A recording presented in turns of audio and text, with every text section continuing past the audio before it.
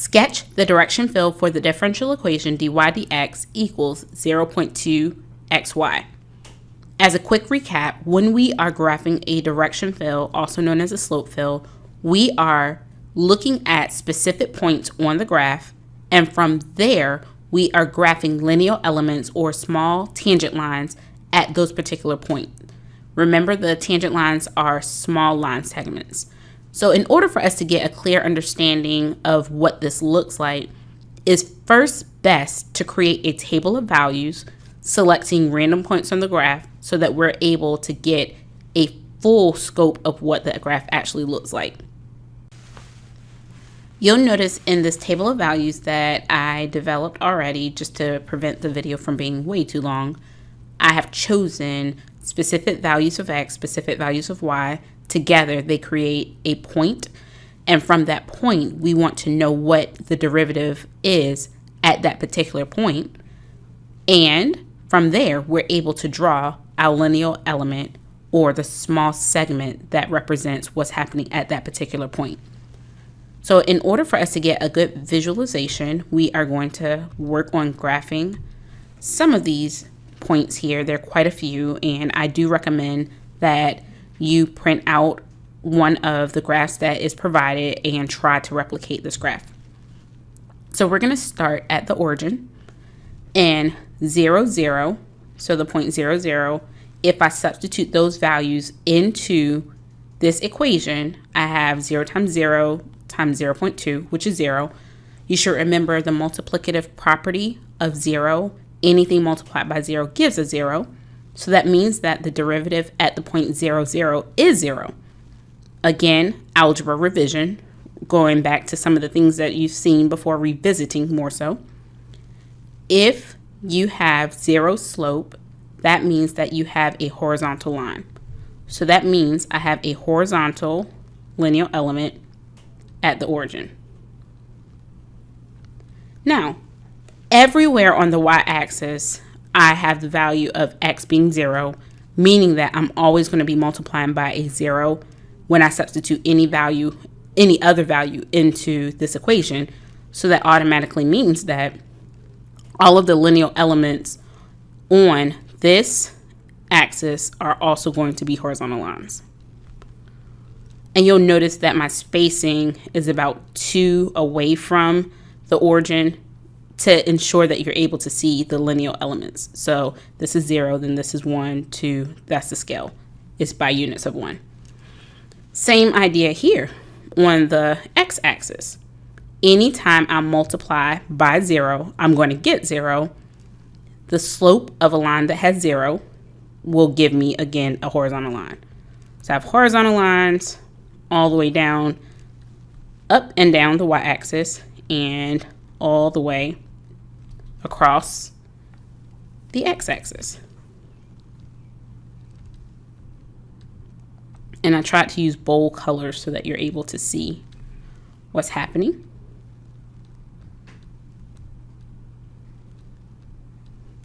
Okay, so we have the anchor of what this graph is going to look like. Now let's dig a little bit deeper. I'm at -1, and I want to see what's happening at -1, +1. If I substitute those values in, I'm going to get a -0.2.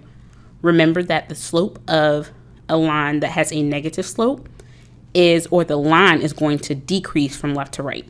Since we're at 0.2, we're pretty close to a flat horizontal line. However, it's slightly above. So we are going to draw our lineal element through this point. And notice I'm doing it slightly above a horizontal line. If we look at the point 1, +1, we are going to get a +0.2. So it's the same line as the other side. However, it's now increasing from left to right. And let's look at some of the points that are already pre-worked through. So here I have -3, 3. Going over 1, 2, 3, -3, up 1, 2, 3 puts me about here. and I have a negative 1.8. So again, negative is going to be decreasing from left to right, and we're really close to negative 2. So the line is going to be a little bit steeper. And then I have negative 3, 4. Same x value, but different y value. And I have negative 2.4, which is a little bit steeper than the previous. So you know that steepness just means how close I am to a vertical line.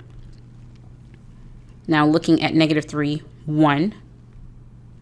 I have negative 0.6. So that's a little bit over a horizontal line.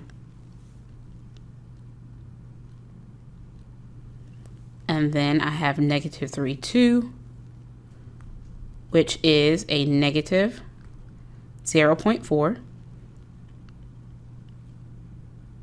So it's a little bit lower than the previous value. Now let's move over to negative 2. So for negative 2, 1, I have negative 0.4. So it's a little bit over flat.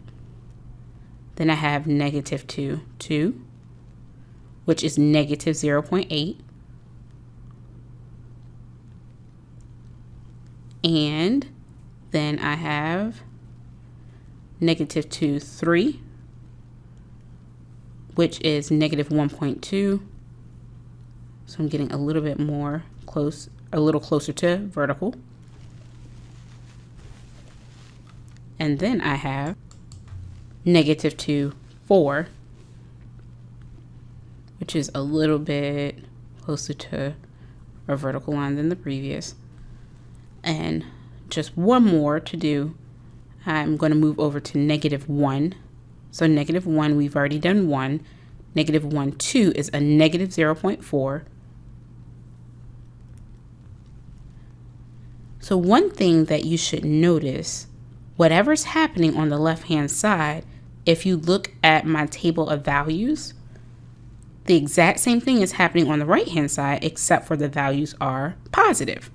So that means on the left with my negative values, my lineal elements will replicate lines, the lines that we've talked about in algebra, where if I have a negative slope, it's decreasing from left to right. On the right-hand side, they will be increasing from left to right. So the exact same thing is happening, but in the opposite direction. So we can actually just go ahead and replicate the way the lines look on the other side of the graph.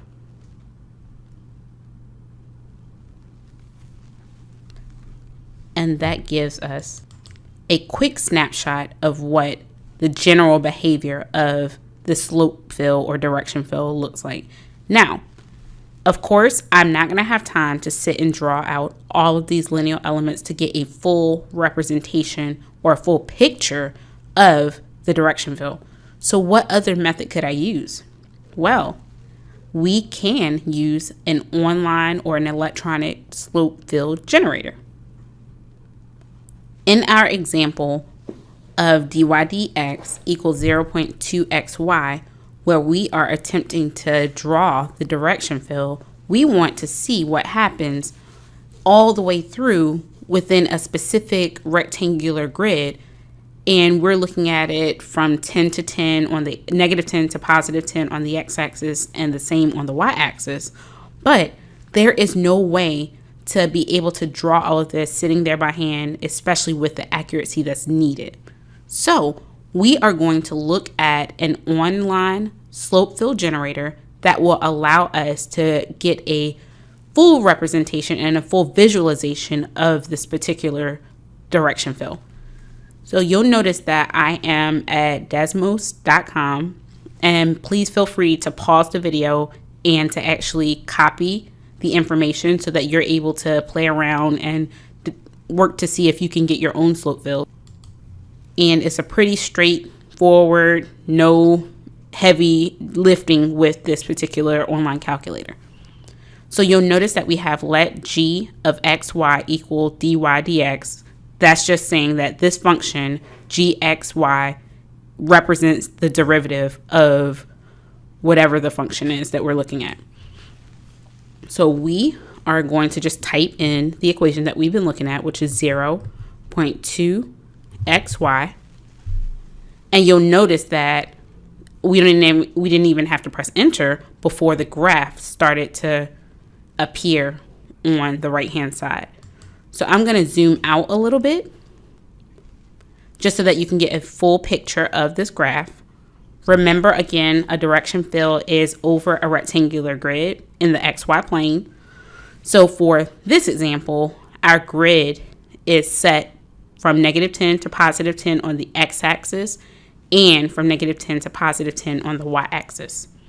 Please try to see if you can sketch it by hand, because I really feel like that helps you with the understanding of what a direction field is and how it is generated. However, know that on the assignments that you submit, you will be using an online generator. This is not the only slope fill generator that is available. Wolfram Alpha also has a slope fill generator, but I did not feel as though it was as user-friendly as this. But please feel free to do a search and find a generator that works for you. But I feel like this is probably one of the easiest to use.